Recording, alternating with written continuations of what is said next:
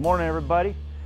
Brent Jeffries of Bierer Meters, Vice President, Field Operations and Safety Trainer, Speaker for Bierer around the country. And we appreciate you all being here today. It's a beautiful day in South Carolina, wintertime in the South. And the weather here is perfect, calm. Got some birds in the background. You'll probably hear them. And want to give a big thanks for Northwest Lineman College for sponsoring this particular session with Mr. Brandon Wylie, Vice President of Power Delivery Programs. Anyways, Brandon, I've known him for several years now when he was working with Electric City of Georgia, and you all are in for an awesome treat today. So appreciate you all being here. And just real quick, we're going to go over ECOS, what's going on here. Real quick announcement. We've got, tomorrow we have Mr. Mac Turner. He's going to be coming in with 0015. He's going to be talking about leader's #1 task. That'll be tomorrow. You should have the links, the Zoom links for that. If you don't, contact me today. I'll make sure you get it. And then we've got coming up for February, we got Mr. Dan Taylor, and he's going to be talking about changes in personal protective grounding. Both of these folks work with the Institute for Safety in power line construction, and with Jimmy Vaughn and those folks there, great speakers, awesome experience, and they have a lot of talent and wisdom to share with you all openly. So ECOS, Electric Culture of Safety, this is the 12th month that we've been running this, and right now we have speakers up until August of this year. So we're going to be doing at least one, sometimes two speakers for you all, and all these recordings are professional, and they're going to be given to all the members at absolutely no cost, all for free. So registering is very simple. You can just simply type safety training at biermeters.com and send me an email. I'll register you and make sure you get all the live links up to date. All the announcements, you'll be getting those through ECOS, and also all the recordings. We have 13 recordings right now, and they're great. All right, so you guys can participate, share. You can, your company can endorse. We've got quite a few endorsements now for ECOS, and with that, we'll go ahead and let my buddy, Mr. Brandon, take over. I'm Vice President of the Power Delivery Programs, which is our distance-based learning programs. We offer an apprenticeship, substation, system operator, meter tech, and transmission, along with a journeyman refresher program. Of course, everybody knows NLC by our pre-apprenticeship program, our electrical line worker program that we run out of our 4 main campuses in Idaho, California, Texas, and Florida. And then we also run an apprenticeship program ourselves along with mobile training. So you see the logo on the screen, so it's lineman.edu. If you want more information, then please reach out to us. So I had a plan for today, and I kind of had in my head what I wanted to do, and I had this introduction that I was going to go into, and then over the last month, a lot of things started happening. So I reached out to Brent last week, and if you've paid attention in the industry over the last month, 30 to 60 days, then you've seen a disturbing trend that has started to happen. We've had more deaths in the last 30 days in this industry than I can remember happening in that short of amount of time since I've been involved in this. So the title of my presentation is why. That's the most important question. And when I was in the classroom, when I was hands-on teaching, I always made sure that I told the apprentices, when you're out on the job and you're being taught something by your foreman or your journeyman lineman, and they show you how to do something, ask them why. When they're up in the bucket and they do something, or they're in an underground pad mount and they do something and you don't understand it, ask them why. Why does that work that way? Because unless we know the whys, we can't understand the hows and the whats. It's got to start with why. So this number, 7 Why is that significant right now? Because that's the number of fatalities that we have had in this industry in the last 30 days. That's unbelievable. 7 fatalities. What's going on? Why? Why is this happening? It's not an easy answer. It's not something that we can really talk about in a short amount of time, because it's very complex. It's very deep, and it goes a lot into attitudes and how we approach the job, how the crew leaders. And when I'm talking about crew leaders, I'm not necessarily talking about the foreman of the job, because he may not be the leader of the crew. I'm talking about the lineman or the foreman or the supervisor, or maybe an apprentice who's the natural leader of that crew. Why? What do we have to do to take this more serious in order to reduce this number? Can we achieve 0? Absolutely we can. Are all accidents preventable? You'll never hear me say that. There's 2% of accidents that happen that are acts of God. You're not going to do anything about that. But can we fix the mistakes that we make? Absolutely. So what's some things that lead into this? So when you look at the question why, I like to get into definitions, and the definition of why is for what cause, reason, or purpose. Why did you do that? The cause, the reason, the purpose for which. To know why you did it. That is why you did it. For which, on account of which, the reason why you did it. So you see a common theme here. The reason. What's the reason? What's the reason why somebody took those gloves off or didn't put them on in the first place? What's the reason why you didn't cover up that cutout, or you didn't put another line hose out there? There might be a lot of reasons, but I'm going to go over some in this presentation. But I want to look at one thing here. We've all seen it. If you're on Facebook, you've probably seen this. And I want to talk about this because it's something that happens quite often. And we, as linemen, we are typically very type A personalities. We want to get it done. We want to help people. We want to get the job done. We want to be successful. We want to be fast. We want to be smooth. We want to be all those things. So in times where you might be in a bit of a bind, sometimes we have a decision to make, and those choices lead into either a good outcome or a bad outcome. But I want to look at, I went into the comments on this, and if you're on Facebook and you go into the comments, then you see a trend in a lot of ways. One of the comments said, everyone acts like they haven't done this at some point.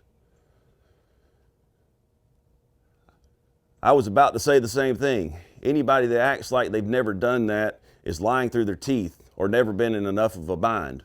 This is bull, you know what. I can't believe you hadn't had to do this a few times to get the job done. Come on, we're all humans, and as linemen, we try our best to get the grid up. It's pretty obvious it's an angle and he probably can't rotate or whatever, so he's jumping out of the bucket to get on the other side and push it over to the glass. I'm sure most buck squeeze babies are so brainwashed with every safety rule would never do this, but probably the same weasel that took this video and ratted out a good lineman. Wow. A couple more. If it's dead and grounded and you're wearing your fall protection, how is this any different than standing on a cross arm if you climb a pole? I don't see the issue here or the value of posting this. Any lineman in here with a set between his legs and a get it done attitude has done the same thing 100 times. There's that get it done attitude again. Yep, been there, done that, but shouldn't have. Sometimes as the supervisor, you have to forgive and forget, but point it out. Get it, bud. Turn those lights on. You ain't no lineman if you don't do this. Screw all y'all haters and OSHA. Who gives a blank? He got to bind and fix the jib. Oh no. What message does that send to the apprentice or the groundman that started yesterday? What message does that send to somebody that's getting ready to be a journeyman lineman and they're going through the apprenticeship program? They're going to their training centers and they're learning from journeyman linemen how to do this job right. And then they go back to the job and they listen to this. And they see this and they get conflicting messages. What's the right thing to do? Well, they know the right thing to do. The right thing to do is to back out of this, get it out of a bind, fix it, and do it right, stay in the bucket. That's the right thing to do. But if they do that, what are they hearing from the ground? What's the guy on the ground screaming these kind of things up to him, puts him in a situation where he has to make a bad call. And then he gets hurt or killed, and now we're mourning him, and we put buckets up in the air, and we raise our flags, we have a funeral procession, and we say things like, well, he paid the ultimate sacrifice. He didn't sacrifice anything. He broke a safety rule, and he got killed. That's what happened. Sometimes because the guy on the ground said, hey, what are you doing? Climb out on that bucket, climb out on the lip and get it fixed. Come on, get it done. We got to get this going. Maybe that's why. When I was an apprentice lineman, I just had started at Marietta, and we had a pole similar to what we have on the screen here. It's a service pole, went to an underground dip. A tree fell across the service, tore it down, broke the pole. Went out there with a crew. I'm a young guy.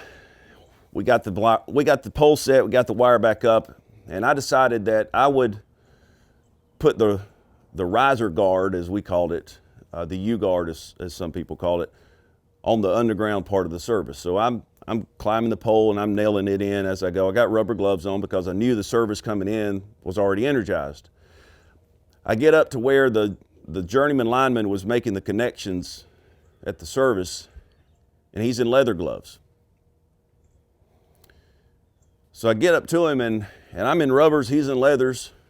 He's a lead lineman. And I said, hey, I noticed you got your leathers on there. Why is that? Why aren't you wearing rubber gloves? And he told me leather is insulated to 600 volts. As long as they're dry and they don't have holes in them, you can wear them on hot secondary. Well, I didn't know that. That's new to me. I thought that we had to wear rubbers on anything hot. So journeyman lineman told me something. Did he tell me that to try to get me hurt? Absolutely not.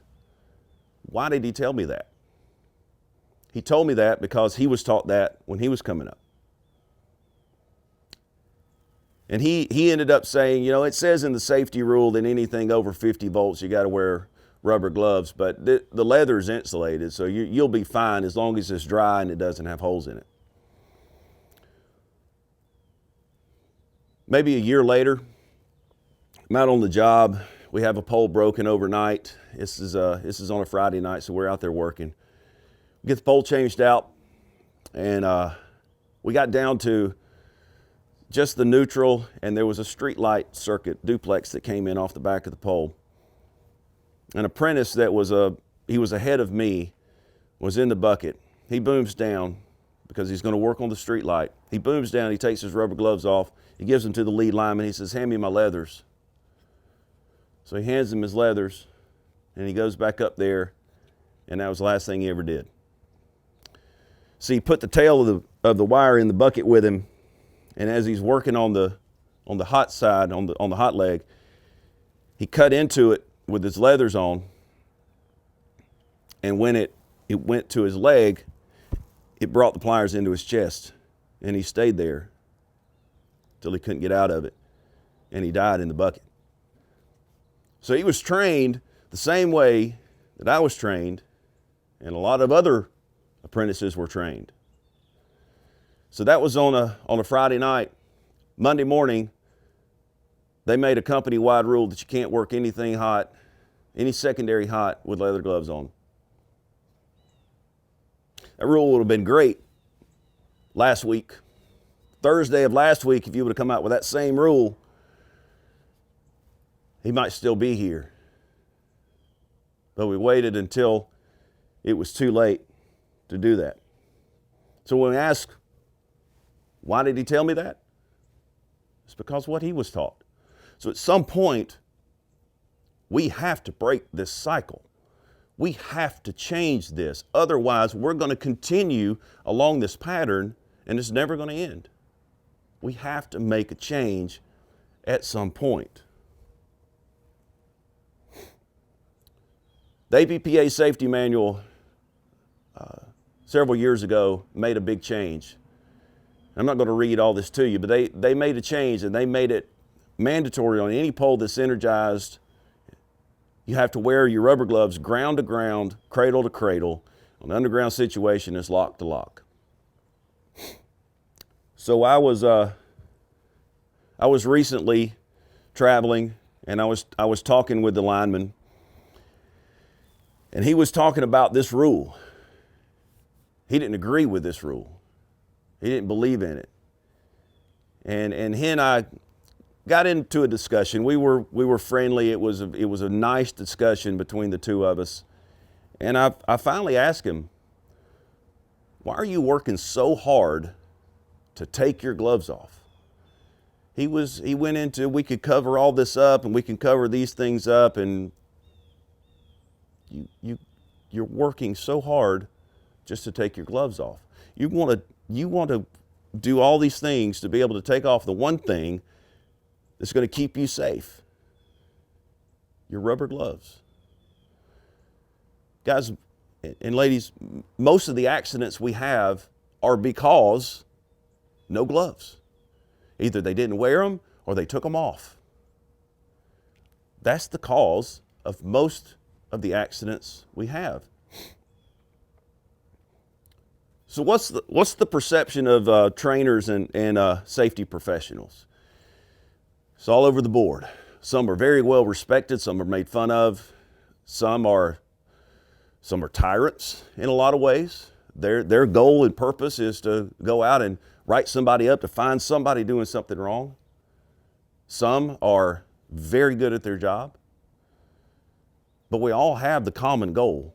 We all have a common purpose to keep this industry safe. So I was working a hurricane a few years ago, standing with a group of linemen, and they were talking between themselves, and they were talking about a safety professional that they knew. And one of the guys said, those who can't or won't become trainers or safety men.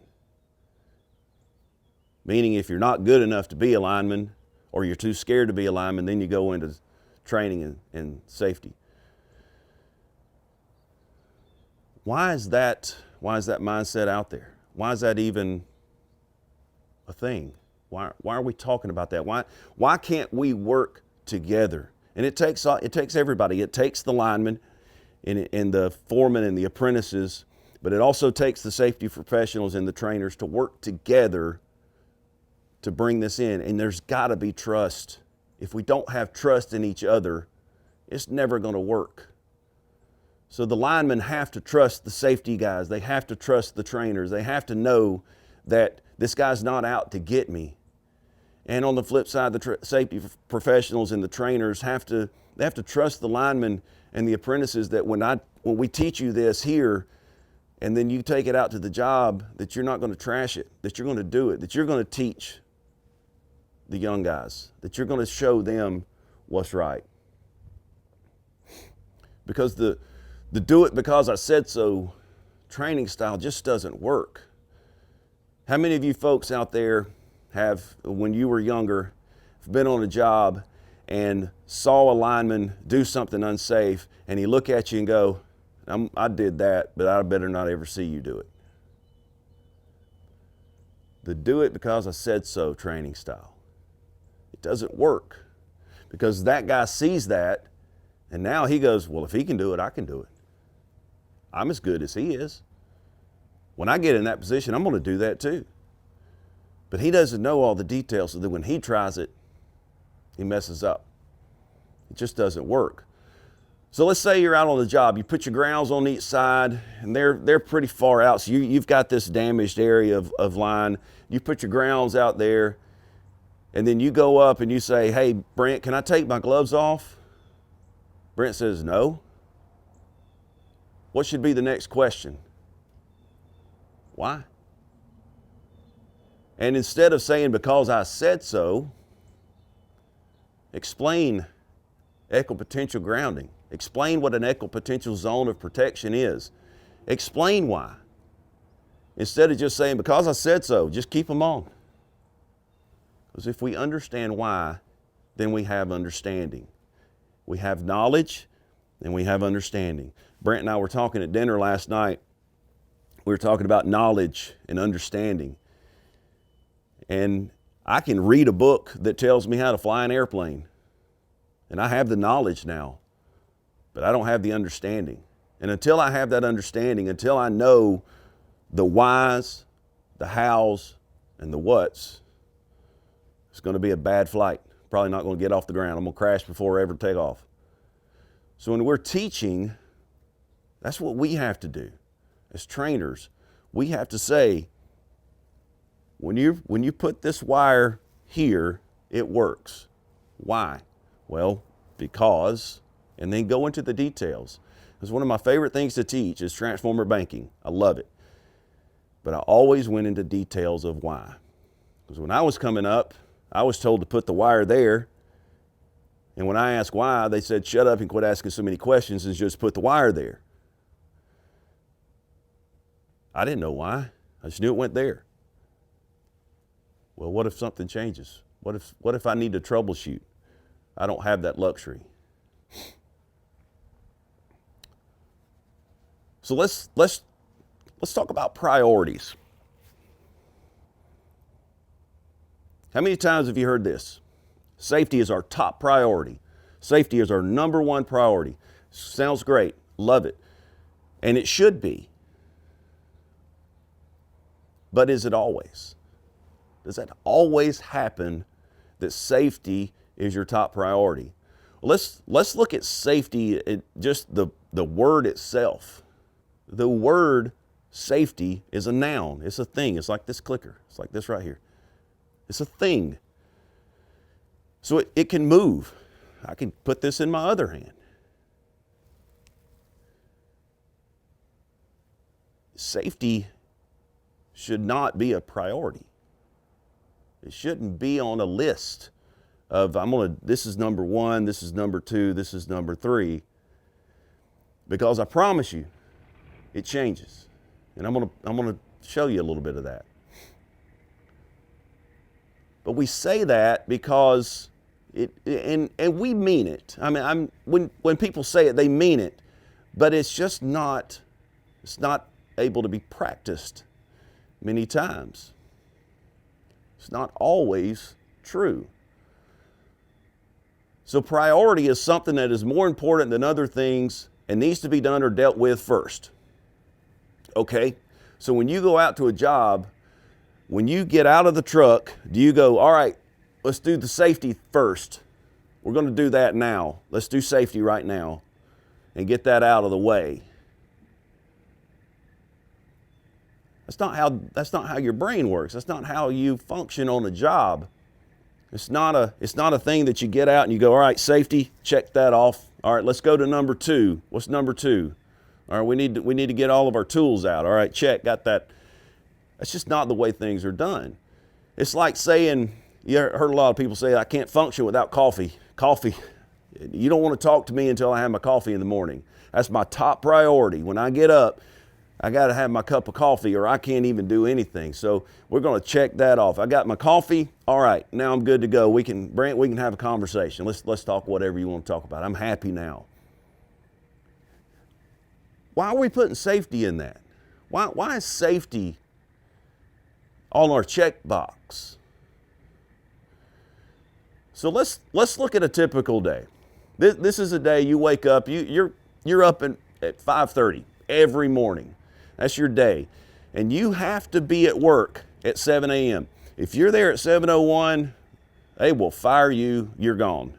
So you got to be there at 5:30. So this is your routine. We all have a routine. This is what we do every day. Wake up, first thing you're going to do is go to the restroom, take the dog out, turn that Keurig on because we got to have our coffee, jump in the shower, brush your teeth, get dressed, maybe sit down and have a breakfast,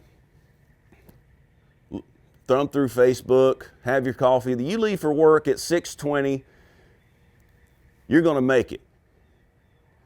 You're good. If you leave any later than 6:25, you're not going to make it.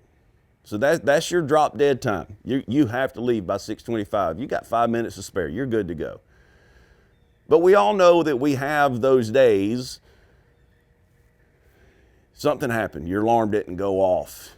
You woke up late. You hit snooze one too many times. So now, instead of 5:30, you woke up at 5:48. You're okay. You're still good. But let's look at our routine. Can we still do everything on our morning routine that we did before? No.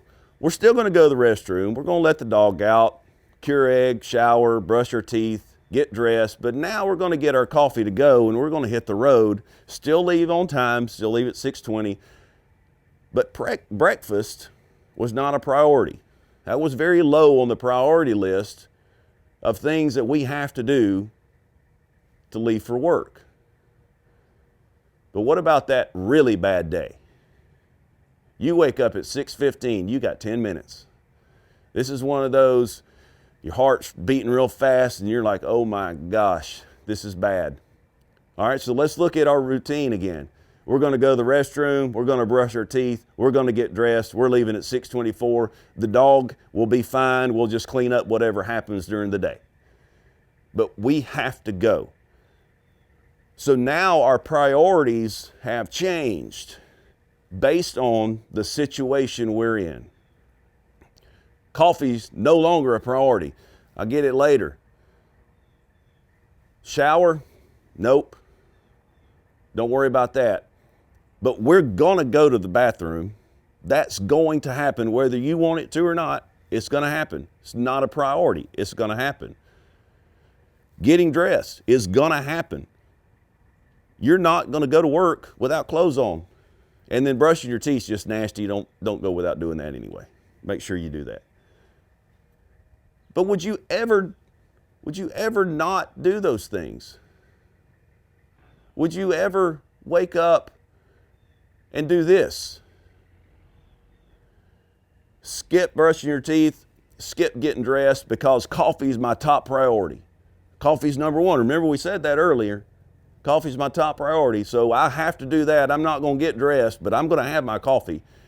Rolling into work without clothes on with your Yeti full of coffee. No, you're not going to do that. It doesn't make sense. Just like saying safety is a number one priority doesn't make sense. It's got to be a part of you. Getting dressed is a part of you. Going to the restroom is a part of you. You cannot change it. Because these things of this list, these things are what matter. You're going to do it. And you have to make working safely always be like this. Because when we say coffee is number one, it doesn't make sense. Working safely has to be a core value. We've heard about that. You've heard a lot of safety guys talk about core values, but they mean something. They're important. They don't change. Your core values are your core values, and no matter what's going on, you're going to do that. And if you're working in a bucket and you're working on energized lines and working safely is your core value, you're going to have your gloves on and you're going to cover up what you need to cover up, because that's what you do. It's part of you. It's not something that you have to consciously go, okay, what do I need to, oh yeah, my rubber gloves, I need to put those on. No, you just get out and you put those things on. You cover the lines up. You put your harness on. You clip it in. Put your hard hat on. All of those things, because it's a part of you. It's a core value, and it doesn't change. I took this picture.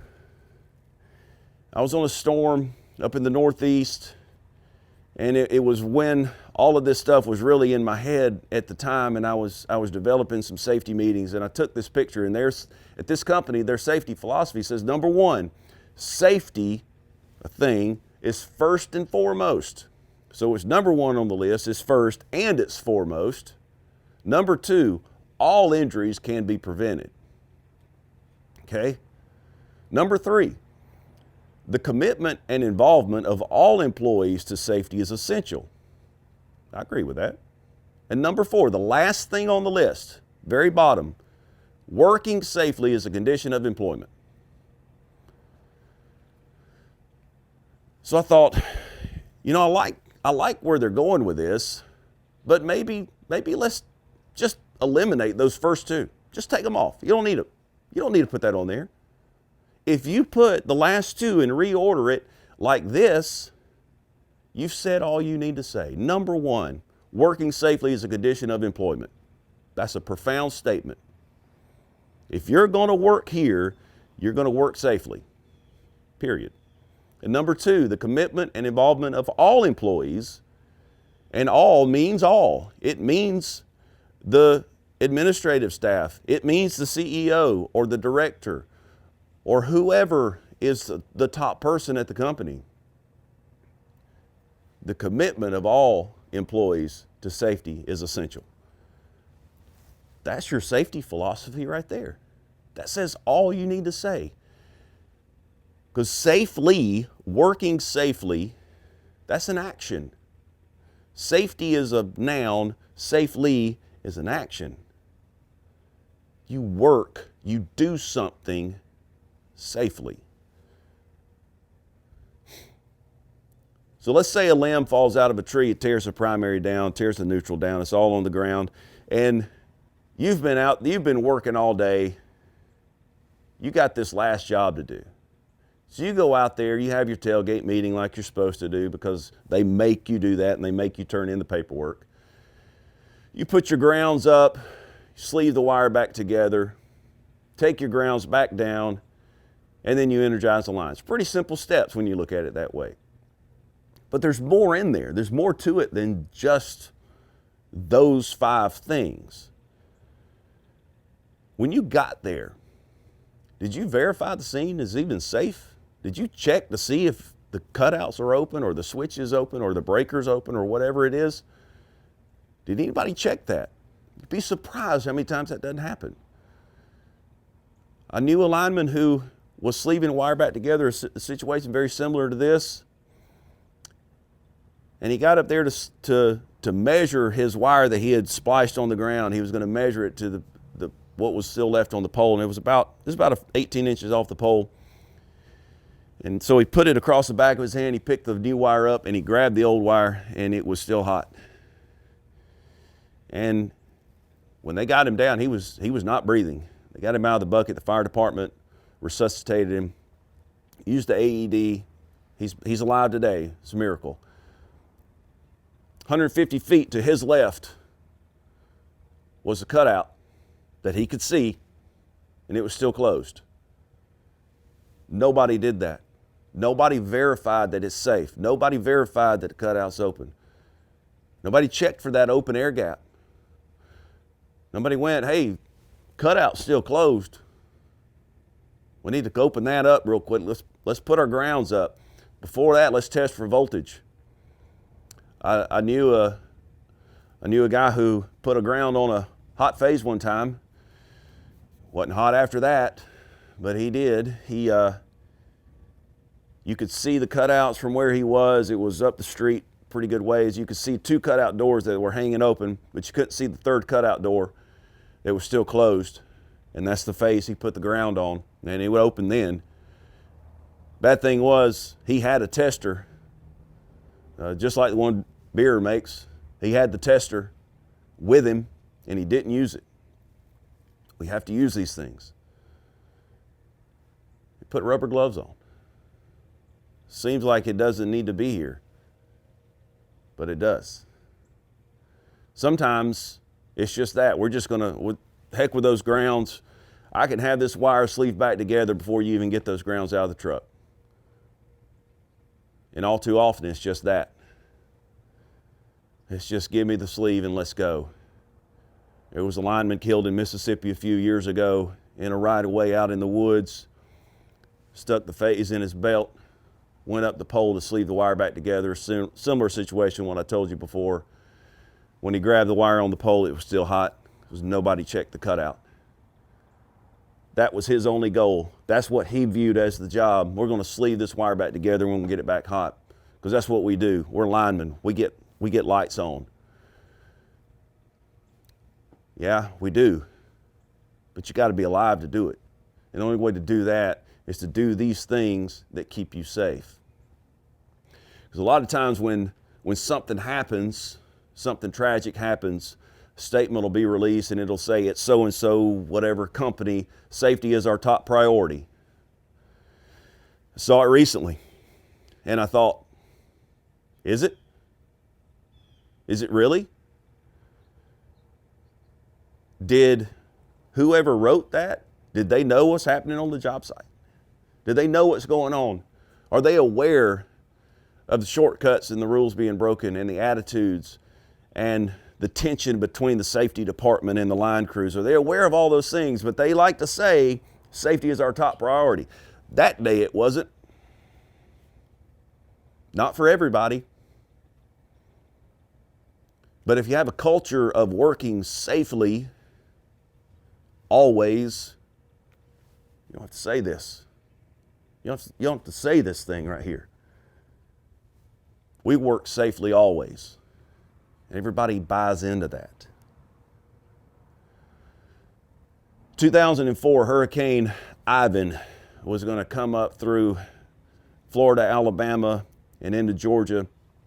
I was a journeyman lineman at the time, and we knew the storm track. We knew we were going to get hit by it, so the supervisors brought everybody into the break room, and they had a meeting with us all to get prepared for the storm. And they said, okay, we're going to sit in here. We're going to ride the storm out. It's going to last maybe an hour or two as the bands get through here. And then when it's over, we're going to go out. We're going to assess the system. We're going to figure out what's damaged. Then we're going to have a plan to start getting the lights back on. So, okay, this is great. This is a good plan. I like this. Finally, we're thinking about safety. We're going to do this storm safely. We're not going to get out there and fight the thing. We're going to get in here and we're going to sit this thing out, and then we're going to go to work. So we watched it on the Weather Channel, and it was coming in, and that first band was coming through, and it was a rough one. And it hit, and the lights blinked in the break room, generator kicked on, dispatch came over the radio and said, we've had 2 or 3 circuits lock out. The supervisor ran out of his office into the break room and screamed, what are you blankety blanks doing sitting in here? We got lights out, go get it. And we thought, what? He said, I'm serious, get out of here. We got circuits locked out. The whole plan went out the window when it got serious. We had a good plan. But what happened to that plan? Why did we abandon the good plan that would keep us safe? And we fought that storm for 12 hours as it went through, and then bands came through, and then it rained and all that stuff. We fought that storm for long as it took. And I remember getting taps up, sleeve the wire back together, close the cutout in, the lights would come on. They might be on for 2 minutes and then go back off because another tree fell and tore it right back down. And we're out there putting it right back up. It's a miracle nobody got hurt or killed. Sometimes you have to shut it down. You have a good plan. There is nobody on any system that is worth a lineman's life. Nobody. I don't care who they are. I don't care where they live. There's nobody on a system that is worth a lineman's life. We don't sacrifice ourselves to get somebody's lights on. We don't have a John Travolta moment where we jump on a switch to get the hospital back on. Hospital will be fine. They have generators. They'll be okay. It'll work out. When you look at priorities and you start thinking about those things, I promise you, priorities change depending on the situation. And when you're working those storms, whether it's a hurricane or an ice storm or a fire or whatever the natural disaster is, and you've been out there for 20, 24, 30 hours, and you have one job left, and when you get this job done, you can go home. Your brain is saying, I'm tired, I'm hungry, I want to get a shower, I want to eat, and I want to go to sleep.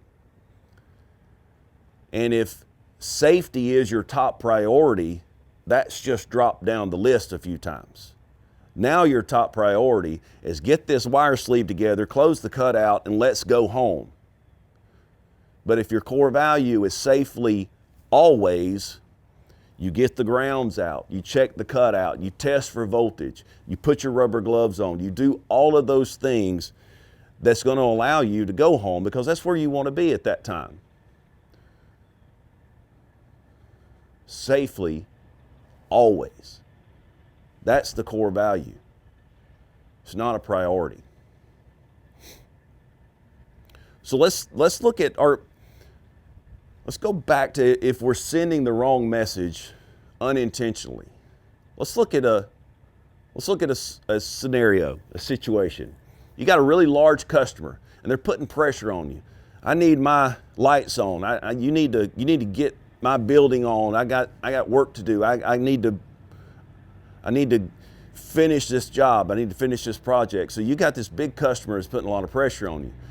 So you give the job to your most productive foreman. Here you go, Brent. You're my best foreman. This has to get done today. What did you just tell Brent? You told him, no matter what, this has to get done today. So how does Brent, how does he receive that? Oftentimes they receive it as no matter what you have to do, no matter what rules you have to break, no matter what shortcuts you have to take, make sure this gets done today. And my question is, okay, well, what happens if we don't? What if we hit rock? What if the truck breaks down? What if something unexpected happens and we don't get this done today? And the answer is usually, well, you'll just have to work overtime or you'll have to do it tomorrow. Well, okay, well, so did it have to get done today? Because what happens if it doesn't? I mean, we don't have a firing squad that's going to take us out if we don't get this done today. It's going to be okay.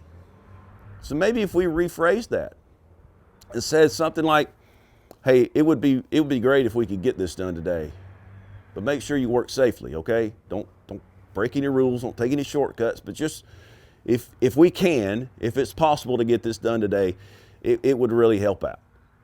But if we don't, it's all right, no big deal.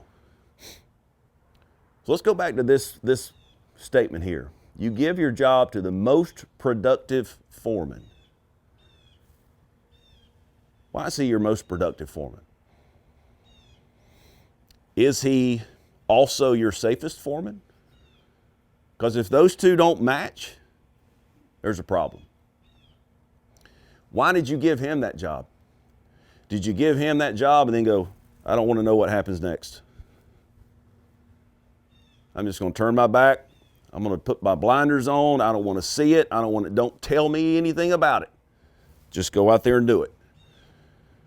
Is that the attitude that is taken at some utilities? Unfortunately, it is. Could that be leading to 7 deaths in 30 days? It's possible.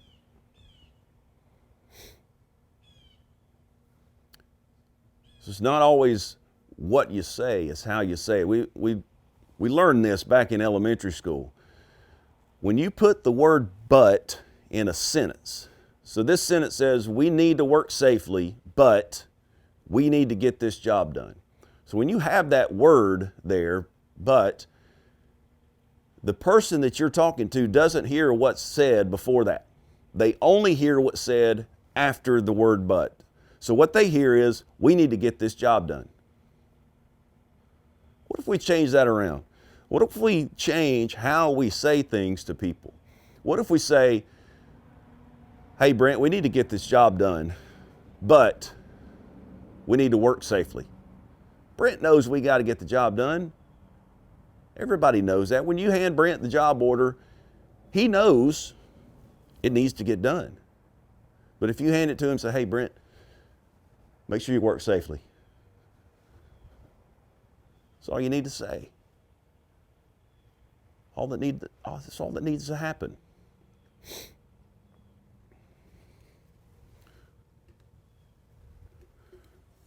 What about that statement?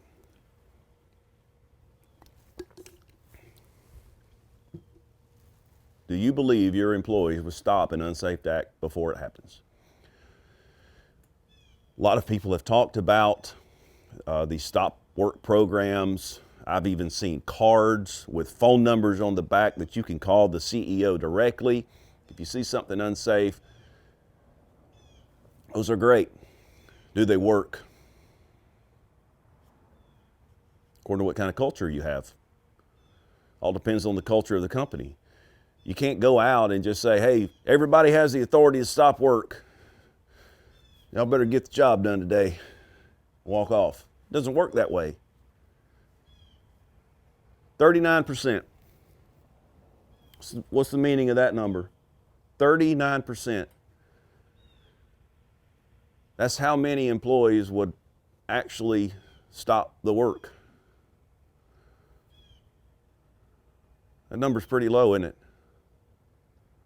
39%. The bad thing is, of that, 97% had the authority to do it. But only 39% would actually do it. There's a lot of reasons for that. Retaliation is one of the big ones that comes to mind. If you make a big deal of something and your foreman or your lineman says, I'll get you later, you'll pay for that. Are they going to be in that 39%? No. They're going to be one of the ones that are going to go, I'm not saying anything. I'm not going to face these repercussions. So you have to have the right culture for this to even work. Because if you don't have the culture for this to work and there's not trust in the crews, management, safety, training, if there's not trust in all of those areas, this will never work. But if you have trust and everybody knows that it works and they're not going to get retaliated against for doing it, it'll work.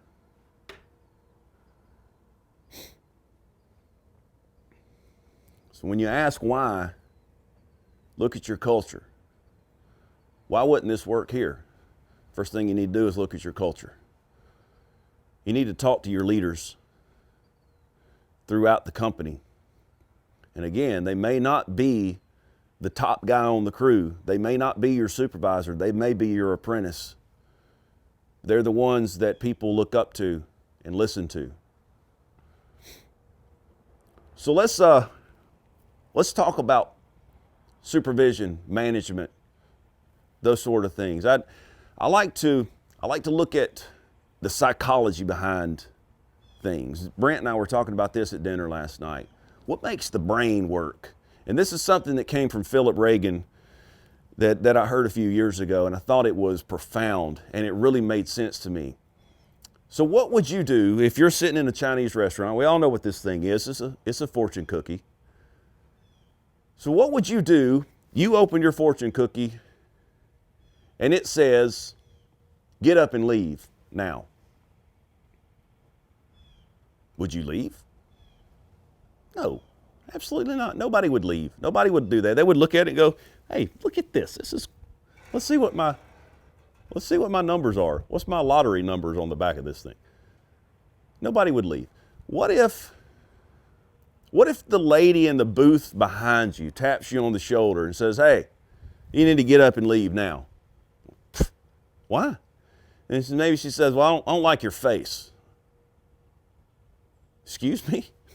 I don't know who you're talking to, but you dang sure ain't going to leave now. You're just going to have to look at my face. But what if that lady says, get up and leave now, and you say, why? And she says, I'm an FBI agent. We're about to run a raid on this place.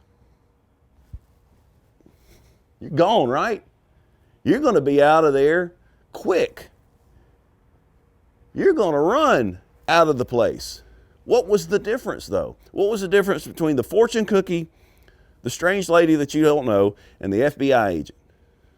One thing, authority.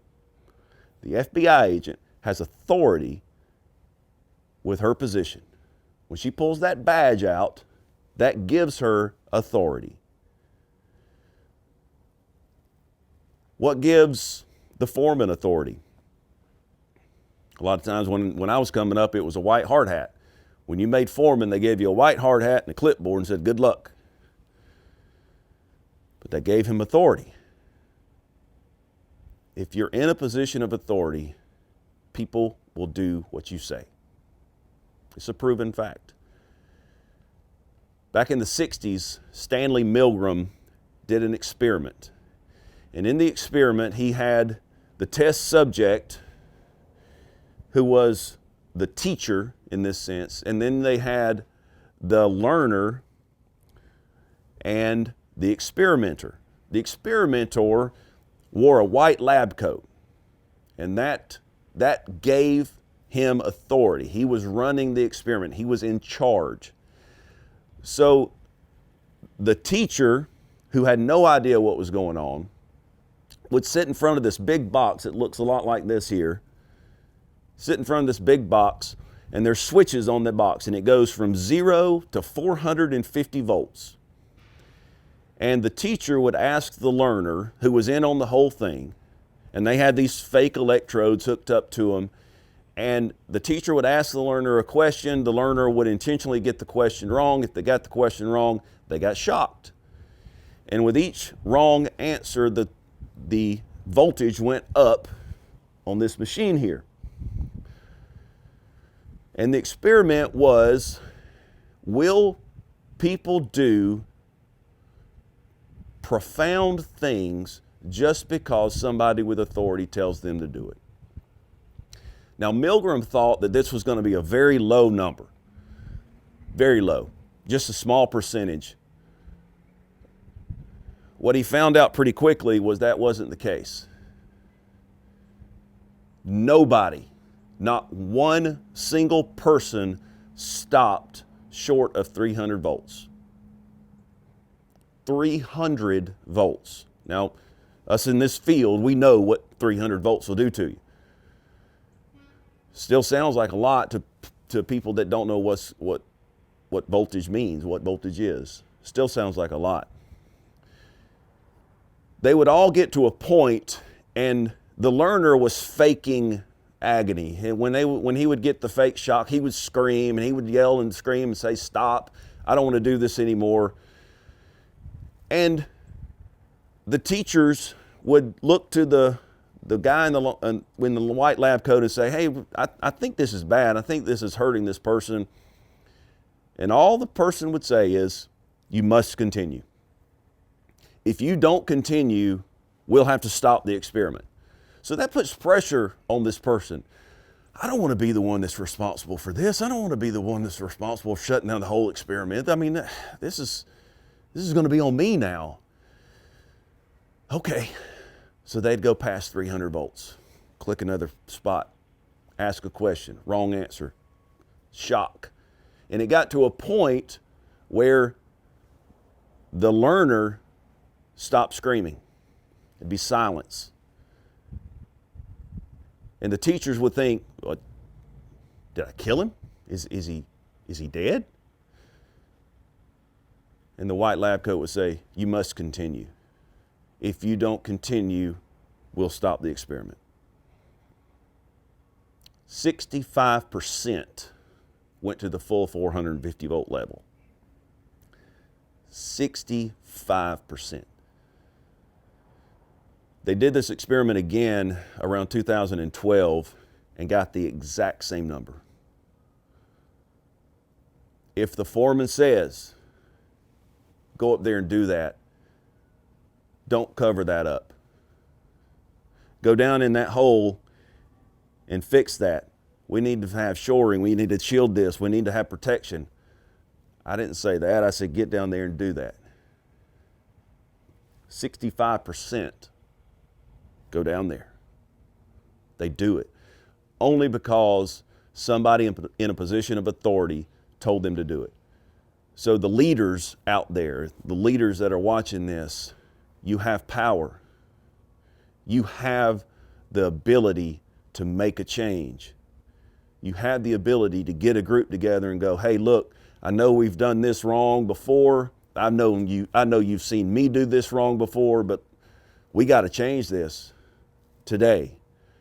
So we're going to wear our gloves. We're going to cover up.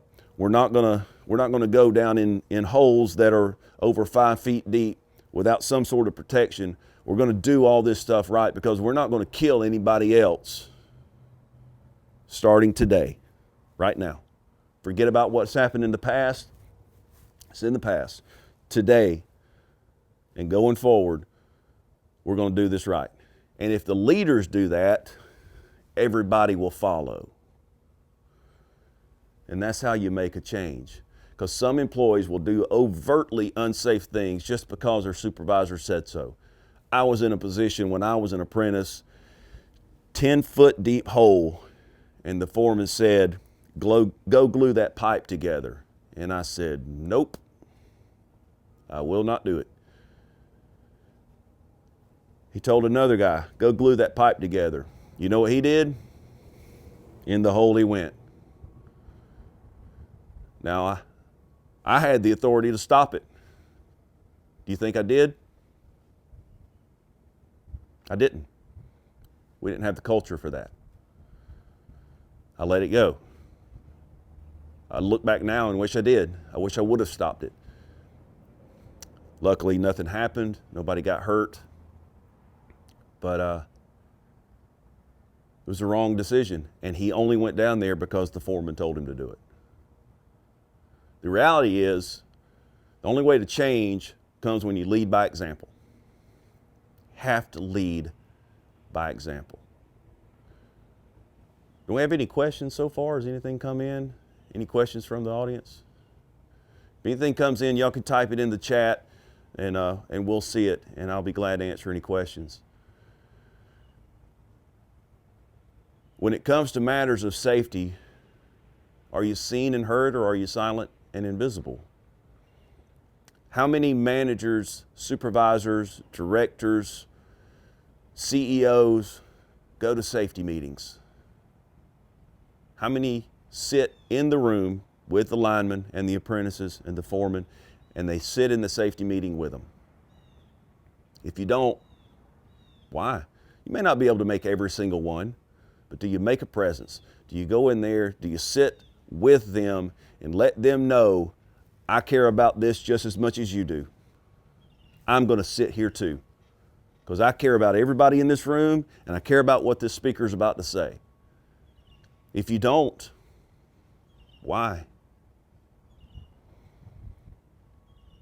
So I had a situation when I was doing safety meetings on a regular basis, and I had a very experienced lineman. He was a crew leader, and he would sit in the back of the room, and he would put sunglasses on. He'd pull his hat way down, and he would look at the floor the entire safety meeting. I thought the guy hated my guts.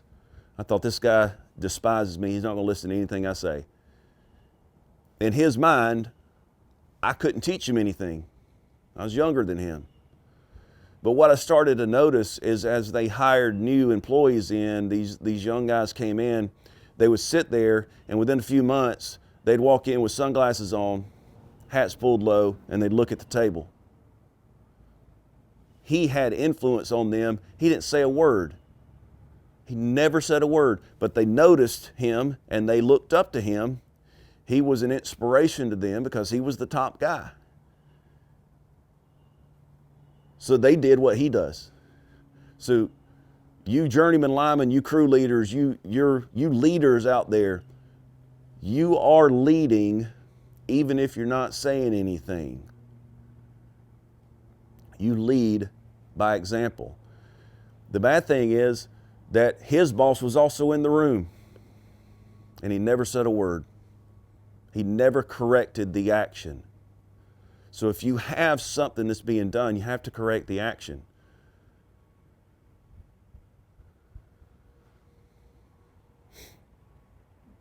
So what would you do? You're sitting on the couch with your spouse, and you're sitting there and you're watching TV, and your teenage son walks in the room, goes by you, goes to the kitchen, gets a beer out of the refrigerator, and walks back by you, drinking the beer, and back to their bedroom. 13-year-old son does this. What would you do? Would you go, hey, have fun with that, buddy? Good job. Proud of you. Looking good. Or would you stop the action?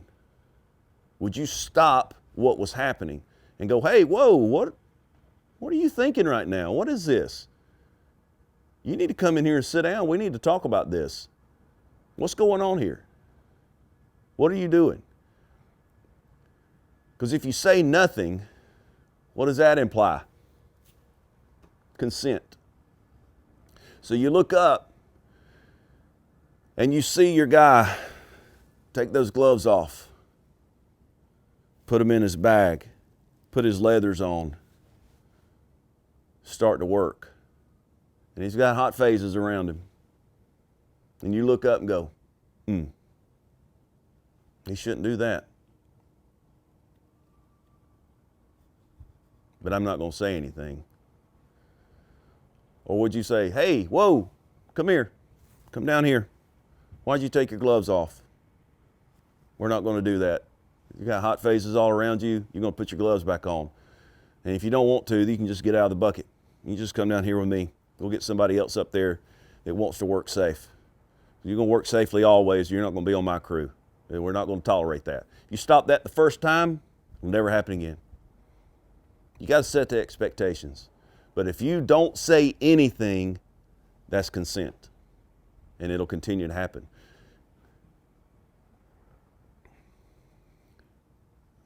We naturally feel a moral obligation to keep those around us safe, especially if we're in a position of leadership. You just naturally feel that.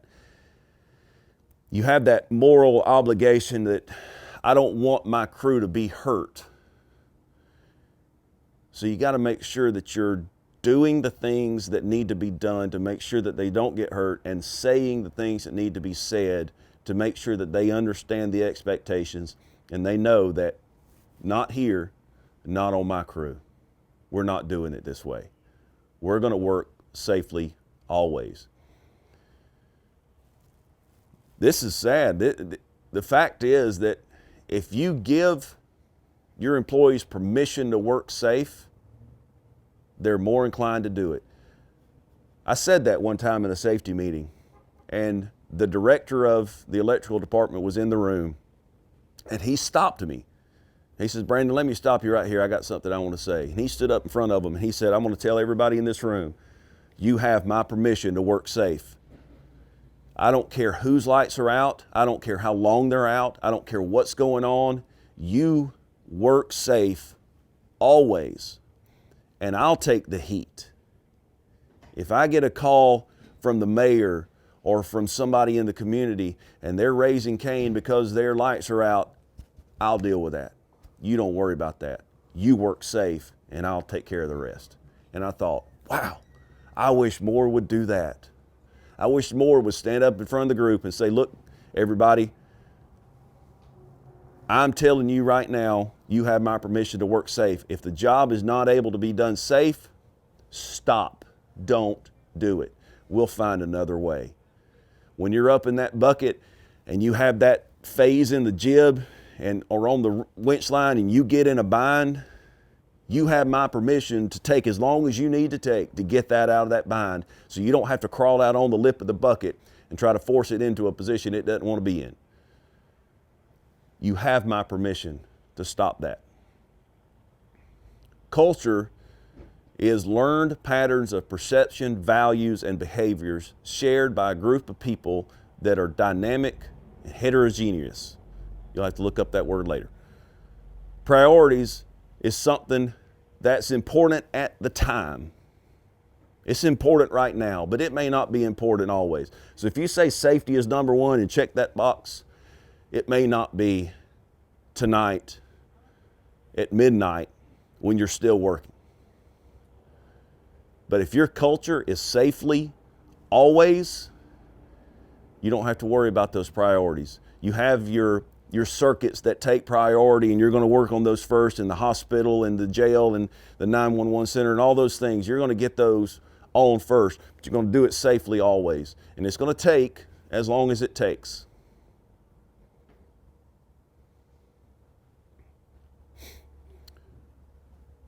Like I said before, we can't continue with this pattern.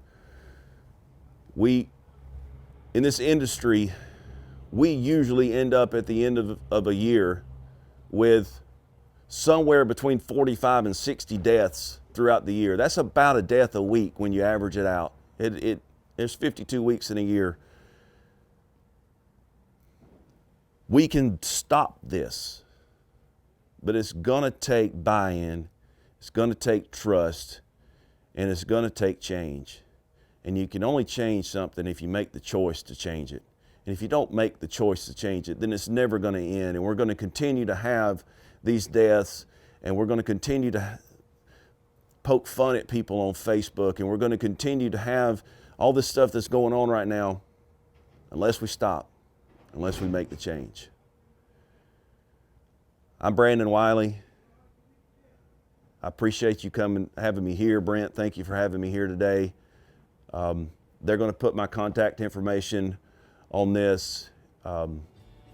Feel free to reach out to me anytime. Thank you.